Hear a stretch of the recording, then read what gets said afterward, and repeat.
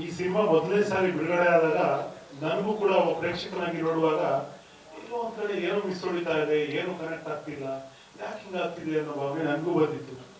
ಆದ್ರೆ ಮೊನ್ನೆ ಇವತ್ತು ನೀವೇನ್ ನೋಡಿದ್ರಿ ಅದನ್ನ ನೋಡಿದ ನಂತರ ನನಗೆ ಬಹಳ ಖುಷಿ ಆಯ್ತು, ಸಮಾಧಾನನೂ ಆಯ್ತು.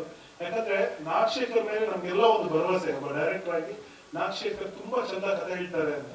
ಆದ್ರೆ ಎಲ್ಲೋ ಆ ಭರವಸೆ ಹಿಂದಿನ ಆವೃತ್ತಿಯಲ್ಲಿ ಸ್ವಲ್ಪ ಕಡಿಮೆ ಅನ್ಸಿದಾಗ ಬೇಜಾರಾಗಿತ್ತು. ಬಟ್ ಈಗ ನಾಗಶೇಖರ್ ಇಸ್ ನಾಗಶೇಖರ್ ಎಷ್ಟು ಚಂದ ಕತೆ ಹೇಳ್ತಾರೆ ಅನ್ನೋದು ಅಗೇನ್ ಈ ಸಿನಿಮಾದಲ್ಲಿ ಈ ವರ್ಷದಲ್ಲಿ ಖಂಡಿತ ಪ್ರೂವ್ ಆಗುತ್ತೆ. ಇಲ್ಲಿ ನನ್ನ ಪ್ರಕಾರ ಕೆಲವೊಂದು ವಿಷಯಗಳನ್ನ ಹೇಳಲೇಬೇಕು. ಅದು ಯಾವ ಕಾರಣದಿಂದಾಗಿ 21 ನಿಮಿಷದ ಫುಟೇಜ್ ಮಿಸ್ ಆಗಿತ್ತು ಅದು ಬೇರೆ.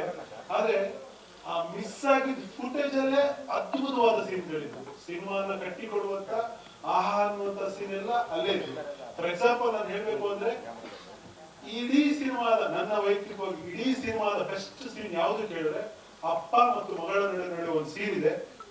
ಅದು ನನ್ನ ಪ್ರಕಾರ ಎಂಥ ಕಲ್ಲು ಹೃದಯವನ್ನು ಒಂದ್ಸರಿ ಕರಗಿಸುತ್ತೆ, ಕಣ್ಣಲ್ಲಿ ನೀರು ಬರಿಸುತ್ತೆ. ಆ ಸೀನ್ ನಿಮ್ಗೆ ಫಸ್ಟ್ ವರ್ಷದಲ್ಲಿ ಇರ್ಲಿಲ್ಲ. ಮತ್ತೆ ನೀವು ಸ್ವಿಟ್ಜರ್ಲ್ಯಾಂಡ್ ಅನ್ನ ನೋಡುವಾಗ ನನ್ನ ಪ್ರಕಾರ ಸ್ವಿಟ್ಜರ್ಲ್ಯಾಂಡ್ ಹೋಗ್ಬೇಕು ಅಂದ್ರೆ ಲಕ್ಷಗಟ್ಟಲೆ ಕಷ್ಟಪಡ್ಬೇಕು. ಆದ್ರೆ ಅಲ್ಲಿ ಹೋಗಿ ನಿಮ್ಮ ಕಣ್ಣಲ್ಲಿ ಸ್ವಿಟ್ಜರ್ಲ್ಯಾಂಡ್ ನ ನೋಡಿದ್ರು ಕೂಡ ಸತ್ಯ ಹೆಗಡೆಯವರು ತಮ್ಮ ಕಣ್ಣಿನಲ್ಲಿ ಕಾಣಿಸಷ್ಟು ಸುಂದರ ಸ್ವಿಟ್ಜರ್ಲ್ಯಾಂಡ್ ನಿಮ್ಗೆ ಸಿಗಲ್ಲ. ನಾನು ಸ್ವಿಟ್ಜರ್ಲ್ಯಾಂಡ್ ನೋಡಿದ್ದೀನಿ, ಹೋಗಿದ್ದೀನಿ, ಅಲ್ಲಿ ಇದ್ದೀನಿ. ಬಟ್ ಇಷ್ಟು ಚಂದ ಸ್ವಿಟ್ಜರ್ಲ್ಯಾಂಡ್ ಸತ್ಯ ಹೆಗಡೆ ವಿತೌಟ್ ವೀಸಾ ಪಾಸ್ಪೋರ್ಟ್ ನಿಮ್ಗೆ ತೋರಿಸ್ತಾರೆ. ಅದ್ಭುತವಾಗಿದೆ. ಆಮೇಲೆ ತುಂಬಾ ಕಡೆ ನಮ್ಗೆಲ್ಲ ಏನನ್ನಿಸ್ತಿತ್ತು ಅಂದ್ರೆ ಎಲ್ಲೋ ರಾಗಿಣಿ ಬಂದ್ರು, ರಾಗಿಣಿ ಅವ್ರು ಒಂದೇ ಸೀನ ಅಂತ, ಅಥವಾ ರಂಗಣ್ಣರವರು ಇಷ್ಟು ಡಾಕ್ಟ್ರು ಒಂದೇ ಸೀನ. ಎಲ್ಲೋ ಒಂದ್ ಕಡೆ ಹೀರೋ ಕ್ಯಾರೆಕ್ಟರ್ ಬೇಕಾದ ಎಲಿವೇಶನ್ ಸಿಗ್ತಾ ಇಲ್ಲ. ಹೀರೋ ಏನ್ ತ್ಯಾಗ ಮಾಡ್ದ, ಹೀರೋ ಹೀರೋಯಿನ್ ನಡುವೆ ಕೆಮಿಸ್ಟ್ರಿ ಇದೆಲ್ಲ ನಮ್ಗೆ ಅಲ್ಲಿ ಕಾಣಿಸ್ತಿಲ್ಲ. ಖಂಡಿತವಾಗಿ ಇಲ್ಲಿ ಒಂದು ಪರ್ಫೆಕ್ಟ್ ಸಿನಿಮಾ ಆಗಿ ನಾಗಶೇಖರ್ ಅವರು ಸಂಜು ಗೀತಾ 2 ಅನ್ನ ಮಾಡಿದ್ರೆ ನಮ್ಗೆಲ್ಲ ಏನ್ ನಿರೀಕ್ಷೆ ಇತ್ತು. ಸಂಜು ಗೀತಾ ಮೊದಲನೇ ಭಾಗವನ್ನು ನೋಡಿ ಎರಡನೇ ಭಾಗ ಹೇಗೆ ಇರ್ಬೋದು ಅನ್ನೋ ನಿರೀಕ್ಷೆ ಇತ್ತು. ಆ ನಿರೀಕ್ಷೆ ಸ್ವಲ್ಪ ಲೇಟ್ ಆದ್ರೂ ಇಲ್ಲಿ ಖಂಡಿತವಾಗಿ ಫಲಿಸುತ್ತೆ. ಇದೊಂದು ಅದ್ಭುತ ಸಿನಿಮಾ ಆಗತ್ತೆ, ಒಂದು ಅದ್ಭುತ ಪ್ರೇಮ ಕಥೆ ಆಗತ್ತೆ. ಜಾಸ್ತಿ ಕರ್ತೃತ್ವ ಸಿನಿಮಾಗಳ ನಡುವೆ ಒಂದು ತುಂಬಾ ಬೆಳಕಿನ ಸಿನಿಮಾ. ನಿಮ್ಗೆ ಪ್ರಕೃತಿನ ಎಷ್ಟು ಸಪೋರ್ಟ್ ಮಾಡಿದೆ ಅಂದ್ರೆ ಇಲ್ಲಿ ಸ್ವಿಟ್ಜರ್ಲ್ಯಾಂಡ್ ಅಲ್ಲಿ ನಿಮ್ಗೆ ಸೂರ್ಯ ಮತ್ತು ಮಂಜನ ಒಟ್ಟಿಗೆ ನೋಡೋದು ತುಂಬಾ ಕಷ್ಟ. ಈ ಚಿತ್ರ ಲಾಸ್ಟ್ 17ನೇ ತಾರೀಕು ಬಿಡುಗಡೆ ಆಗಿತ್ತು. ಆದ್ರೆ ಯಾವತ್ತೂ ನಿರ್ಮಾಪಕರನ್ನ ಹೇಳ್ತಾ ಇರ್ತೀನಿ, 2 ಗುಂಡಿಗೆ ಇರ್ತದೆ ಅಂತ ಹೇಳ್ತಾ ಇರ್ತೀನಿ. ಒಂದು ಗುಂಡಿಗೆ ಬಂದ್ ಕೂಡಲೇ ಆಟೋಮೆಟಿಕ್ 2 ಗುಂಡಿಗೆ ಬಂದ್ಬಿಡ್ತು ನಿರ್ಮಾಪಕರಿಗೆ. ಆ ನಿರ್ಮಾಪಕ ಒಂದು ಗುಂಡಿಗೆ ಇನ್ನೊಂದು ಗುಂಡಿಗೆ ಇರ್ತದೆ ಅನ್ನೋದಕ್ಕೆ ಒಂದು ಉದಾಹರಣೆ. 2ನೇ ಬಾರಿ ಈ ಚಿತ್ರವನ್ನ ನಮ್ಮ ಮಹೇಂದ್ರ ಸಾರ್ ಹೇಳಿದಂಗೆ ಹಿಂದೆ ಅವರೇ ನಿರ್ದೇಶನ ಮಾಡಿದಂತ ಒಂದು ಚಿತ್ರ 2ನೇ ಬಾರಿ ಬಿಡುಗಡೆ ಆದಾಗ ಯಾವ ಲೆವೆಲ್ಗೆ ಯಶಸ್ವಿ ಆಯಿತು, ಅದೇ ತರ ಒಂದು ಈ ಚಿತ್ರತಂಡಕ್ಕೆ ಒಂದು ಅವರೊಂದು ಸಲಹೆ ಕೊಟ್ಟಾಗ, ಯಾಕೆಂದ್ರೆ ಒಳ್ಳೆ ಚಿತ್ರ ಯಾವುದೇ ಕಾರಣಕ್ಕೂ ಫೇಲ್ಯೂರ್ ಆಗಬಾರ್ದು. ಇಂಥ ಒಂದು ಇವಾಗ ನೋಡಿದ್ವಿ, ಆ ಸಾಂಗಲ್ಲಿ ಇರ್ತಕ್ಕಂಥ ಅದ್ಭುತವಾದಂತ ಒಂದು ಸೀನ್ಗಳು ಇರ್ಬೋದು, ಅಲ್ಲಿ ಲೊಕೇಶನ್ಸ್ಗಳು ಇರ್ಬೋದು, ಅದಕ್ಕೆ ನಟನೆ ಮಾಡಿರ್ತಕ್ಕಂಥ ಕಿಟ್ಟಿ ಅವರು ಇರ್ಬೋದು, ಹಾಗೆ ರಚಿತಾ ರಾಮ್ ಅವರು ಇರ್ಬೋದು, ಆ ಒಂದು ಡ್ರೆಸ್ ಪ್ರತಿಯೊಂದು ಕೂಡ ಕೌಂಟ್ ಆಗುತ್ತೆ. ನಾವು ಒಂದು ಚಿತ್ರವನ್ನ ನೋಡ್ತಿರ್ಬೇಕಾದಾಗ ಪ್ರತಿಯೊಂದು ಕೂಡ ನೋಡ್ತೀವಿ, ಈ ಲೊಕೇಶನ್ ಈ ಡ್ರೆಸ್ ಚೆನ್ನಾಗಿದೆಯಾ, ಈ ಒಂದು ಎಕ್ಸ್ಪ್ರೆಷನ್ ಚೆನ್ನಾಗಿದೆ ಅಂತ ಪ್ರತಿಯೊಂದು ಕೂಡ ನಾವು ನೋಡ್ತಾ ಇರ್ತೀವಿ. ಹಾಗೆ ಎಲ್ಲವೂ ಕೂಡ ಅದ್ಭುತವಾಗಿದೆ ಈ ಚಿತ್ರದಲ್ಲಿ.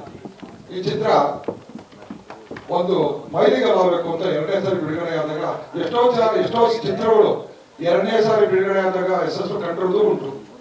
ಇದಕ್ಕೆ ಮುಖ್ಯವಾಗಿ ನಮ್ಮ ಪ್ರೇಕ್ಷಕರು ಕನ್ನಡ ಚಿತ್ರಗಳನ್ನ ಹೆಚ್ಚಿನ ರೀತಿಯಲ್ಲಿ ನೋಡಿ ಅವರ ಪ್ರೋತ್ಸಾಹವನ್ನ ಕೊಟ್ರೆ ನಮ್ಗೆಲ್ಲರೂ ಕೂಡ ಕನ್ನಡ ಚಿತ್ರ ಕೊಡಲಾಗುತ್ತೆ. ಇದಕ್ಕೆ ಮಾಧ್ಯಮರು ಕೂಡ ಪ್ರತಿ ಬಾರಿ ಕೂಡ ನಮ್ಗೆ ಅವರು ಸಪೋರ್ಟ್ ಮಾಡ್ತಿದ್ದಾರೆ. ಮಾಧ್ಯಮರು ಕೂಡ ಕನ್ನಡ ಚಿತ್ರಗಳನ್ನ ನೋಡಿ ಕನ್ನಡ ಚಿತ್ರಗಳನ್ನ ಬೆಳೆಸಿ ಅಂತ ಕೂಡ ಮಾಧ್ಯಮ ಕೂಡ ಪ್ರತಿಯೊಂದು ಸ್ಪಾರ್ಗಿನ ಕೂಡ ಸಪೋರ್ಟ್ ಮಾಡ್ತಾರೆ.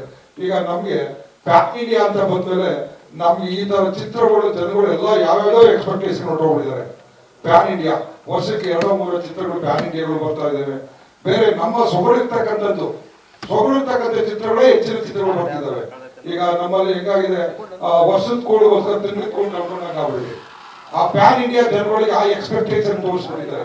ಬಹಳ ದೊಡ್ಡ ಮಟ್ಟದಲ್ಲಿ ದೊಡ್ಡ ಅದ್ಭುತವಾದ ಹೆಚ್ಚಿನ ಖರ್ಚನ್ನು ಮಾಡಿ ಅದನ್ನ ತೋರಿಸಿ ನಮ್ಮ ಚಿತ್ರಗಳು ಜನಗಳು ಅದಕ್ಕೋಸ್ಕರ ನೋಡ್ತಾ ಇಲ್ವಾ, ಬೇರೆ ಇನ್ಯಾವ್ಯಾವ ಕಾರಣಗಳಿಂದ ಪ್ರೇಕ್ಷಕರು ಚಿತ್ರವನ್ನ ನೋಡ್ತೇವೆ ಅನ್ನೋದು ಕೂಡ ನಾವೆಲ್ಲ ವಿಶ್ಲೇಷಣೆ ಮಾಡಬೇಕಾಗಿದೆ ಈ ಸಂದರ್ಭದಲ್ಲಿ. ಈ ತರ ಒಂದು ನಮ್ಮ ಒಂದು ಈ ಚಿತ್ರ ಒಂದು ಚಿತ್ರತಂಡ ಒಂದು ಅದ್ಭುತವಾದ ಚಿತ್ರವನ್ನ ಮಾಡಿದ್ದಾರೆ. ಈ ಚಿತ್ರದಲ್ಲಿ ಇರ್ತಕ್ಕಂಥ ಎಲ್ಲ ನಟರು ಇರ್ಬೋದು, ತಂತ್ರಜ್ಞರಿರ್ಬೋದು, ಆಮೇಲೆ ಸಂಬಂಧಪಟ್ಟಂತ ಕಾರ್ಮಿಕರು ಇರ್ಬೋದು, ಎಲ್ಲರೂ ಕೂಡ ಕಷ್ಟಪಟ್ಟು ಮಾಡಿದ್ದಾರೆ. ಇದಕ್ಕೆ ಮಾಧ್ಯಮದವರು ಕೂಡ ಸಂಪೂರ್ಣವಾದ ಒಂದು ಪ್ರೋತ್ಸಾಹವನ್ನು ಕೊಟ್ಟು ಈ ಕನ್ನಡ ಸಂಜೆ ಗೀತಾ 2 ಈ ಚಿತ್ರವನ್ನ ಗೆಲ್ಲಿಸಿಕೊಳ್ಳಲಿಕ್ಕೆ ತಾವು ಕೂಡ ಮಾಧ್ಯಮ ಮುಖ್ಯ ಕಾರಣಕರ್ತರಾಗಬೇಕು. ಇದನ್ನ ಏನು ನಾವು ಈ ಚಿತ್ರದ ಎಲ್ಲವೂ ಕೂಡ ನೀವು ಪ್ರೇಕ್ಷಕರಿಗೆ ತಲುಪಿಸುವಂತ ಪ್ರತಿಯೊಬ್ಬರಿಗೂ ಕೂಡ ತಲುಪಿಸ್ತೀರಾ. ಅದೇ ತರ ತಲುಪಿಸಿ ಪ್ರೇಕ್ಷಕರು ನಮ್ಮ ಒಂದು ಸ್ವಾಭಿಮಾನ, ಕನ್ನಡ ಒಂದು ಸ್ವಾಭಿಮಾನ ಇವಾಗ ಆಗ್ತಾ ಇದೆ. ಕೆಲವು ಇನ್ಸಿಡೆಂಟ್ಗಳು ನೋಡ್ತಾ ಇದ್ವಿ. ಈ ಒಂದು ವಿಷಯಕ್ಕಾದ್ರೂ ಕೂಡ ನಾವು ನಮ್ಮ ಕನ್ನಡ ಸ್ವಾಭಿಮಾನ ಉಳಿಸ್ಕೊಳ್ಳೇಬೇಕಾಗಿದೆ. ಕನ್ನಡ ಚಿತ್ರಗಳನ್ನ ನಾವು ಗೆಲ್ಲಿಸಬೇಕಾಗಿದೆ. ಇವೆಲ್ಲ ಪ್ರೇಕ್ಷಕ ಮಹಾಶಯರು ಈ ತರ ಒಂದು ಚಿತ್ರಗಳನ್ನ ಗೆಲ್ಲಿಸಿದ್ರೆ ನಿರ್ಮಾಪಕರು ಒಂದಲ್ಲ 10 ಪಿಕ್ಚರ್ ಮಾಡುವ ಶಕ್ತಿ ಅವರಿಗೆ ಬರ್ತದೆ. ಕಲಾವಿದರು ಕೂಡ ಮಾಡ್ತಾರೆ. ಪ್ರತಿಯೊಂದು ಚಿತ್ರತಂಡ ಒಂದಲ್ಲ 10 ಚಿತ್ರವನ್ನು ಮಾಡ್ಲಿಕ್ಕೆ ಶಕ್ತಿ ಬರ್ತದೆ. ನಿರ್ದೇಶಕರು ಕೂಡ ಒಳ್ಳೆಯ ಯೋಜನೆಗಳನ್ನ ಮಾಡ್ಲಿಕ್ಕೆ ಅವಕಾಶ ಮಾಡ್ತಾರೆ.